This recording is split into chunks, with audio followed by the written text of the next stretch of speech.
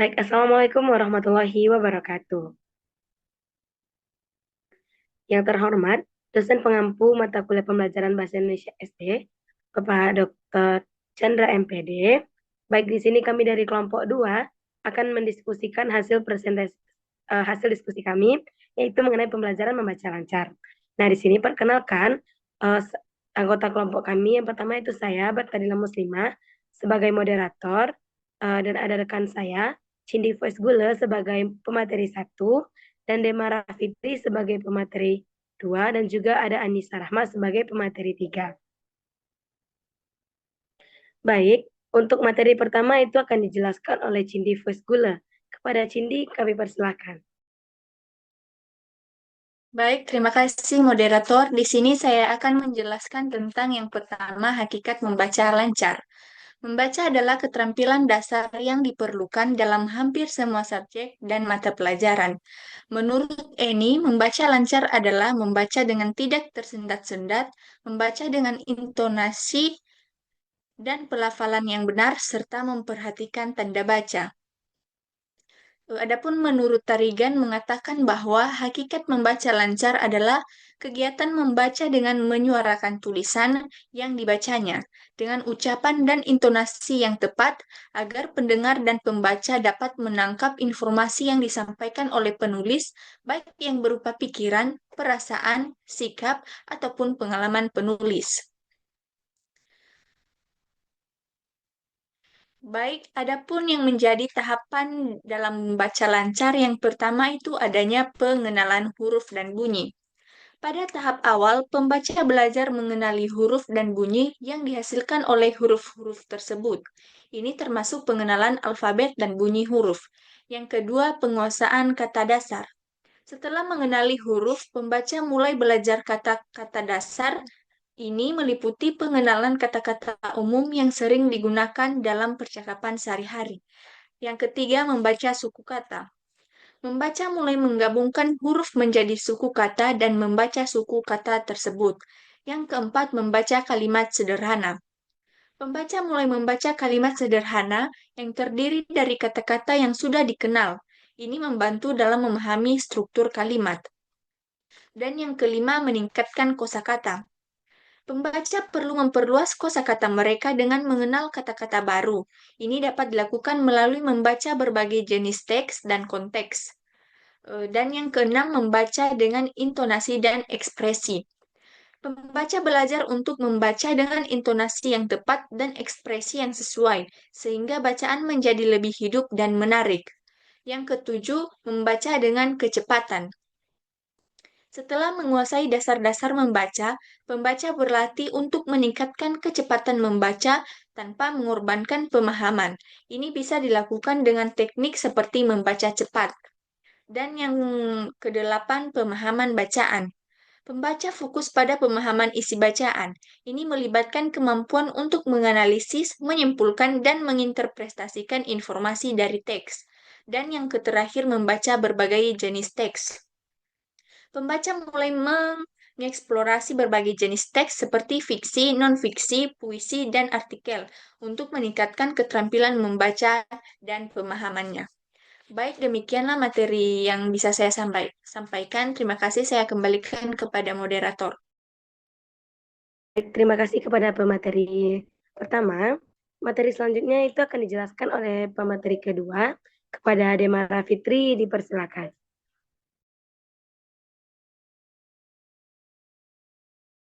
Baik, terima kasih kepada moderator.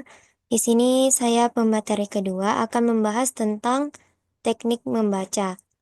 Teknik membaca adalah cara-cara yang digunakan untuk membaca dengan efektif dan efisien. Teknik membaca dapat dibagi menjadi dua kategori, yaitu teknik membaca mekanis dan teknik membaca pemahaman. Teknik membaca mekanis adalah teknik membaca yang berkaitan dengan kemampuan untuk membaca kata dan kalimat secara lancar dan tepat.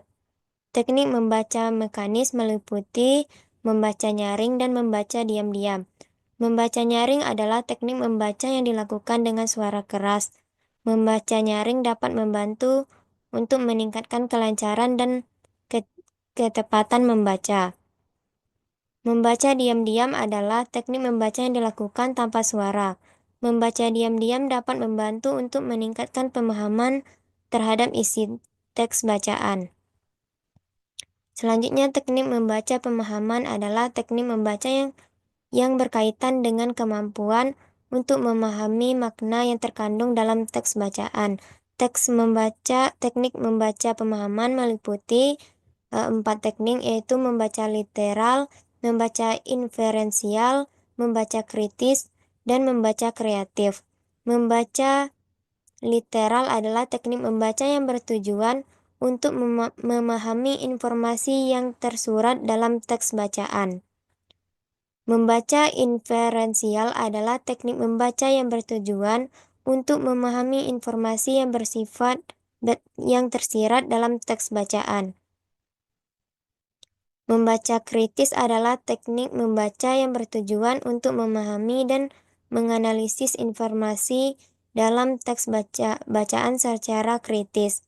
Dan yang terakhir itu membaca kreatif, adalah teknik membaca yang bertujuan untuk mengembangkan gagasan baru dari informasi yang terkandung dalam teks bacaan. Sekian materi dari saya kembalikan kepada moderator. Baik, terima kasih kepada pemateri kedua. Materi selanjutnya itu akan dijelaskan oleh pemateri ketiga. Kepada pemateri ketiga kami persilakan.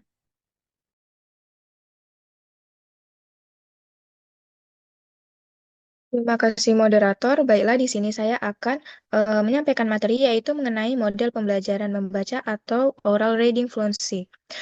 Membaca lancar atau oral reading fluency atau biasa kita singkat dengan ORF adalah kemampuan membaca teks dengan cepat, akurat, dan ekspresif. Kemampuan ini penting karena berkaitan dengan pemahaman bacaan siswa yang membaca dengan lancar akan lebih mudah memahami isi teks dibandingkan dengan siswa yang masih terbata-bata. Berikut ada beberapa model pembelajaran yang dapat digunakan dalam membaca lancar.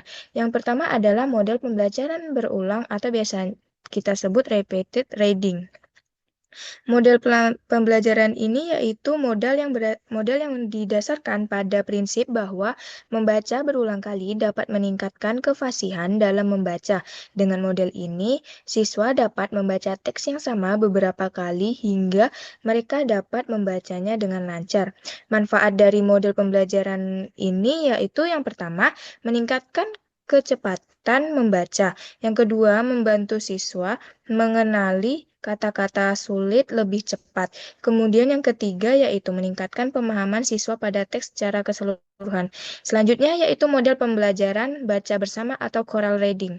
Menurut Wood, tahun 2006, choral reading merupakan strategi membaca di mana kegiatan membaca dilakukan bersama anak dengan mengeluarkan suara yang keras dan menggunakan bacaan yang sama.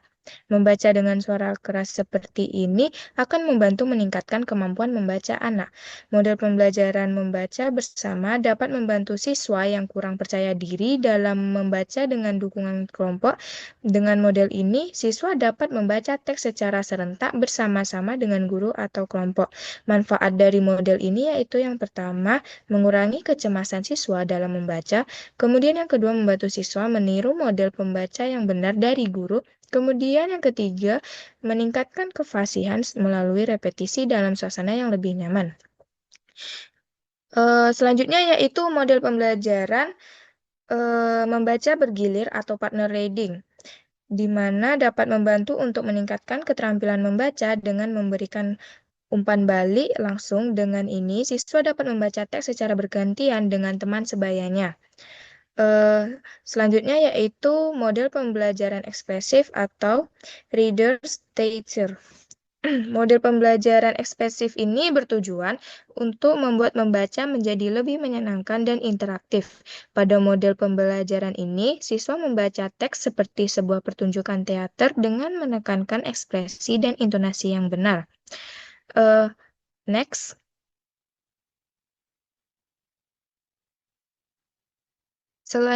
Materi selanjutnya yaitu penilaian pembelajaran membaca lancar.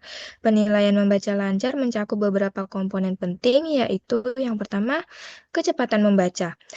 Di dalam kecepatan membaca ini, kita dapat mengukur jumlah kata yang dibaca dengan benar dalam satuan waktu tertentu.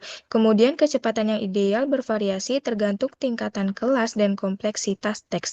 Kemudian, ketepatan membaca. Ketepatan membaca ini meliputi menilai kemampuan siswa dalam membaca kata-kata dengan benar tanpa kesalahan. Kemudian, kesalahan yang sering terjadi meliputi penggantian kata, penghilangan kata, atau penambahan kata. Selanjutnya yaitu penilaian dari intonasi dan ekspresi.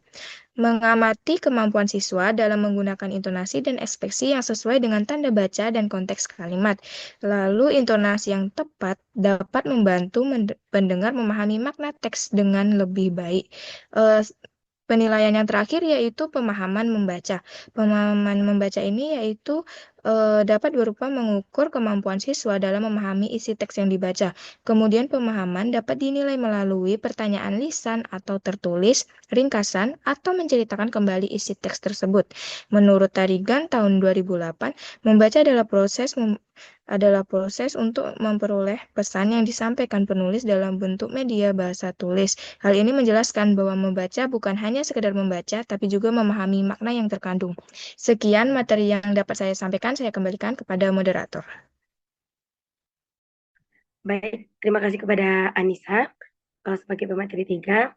Baik, itulah presentasi dari kelompok 2 tentang keterampilan membaca lancar. Nah, dapat kita simpulkan bahwasanya membaca lancar adalah keterampilan dasar yang esensial dalam pembelajaran, mencakup kemampuan membaca dengan tepat, cepat, dan juga memahami isi bacaan. Hakikatnya membaca lancar bukan hanya soal kecepatan, tetapi juga mencakup akurasi, intonasi, dan juga pemahaman.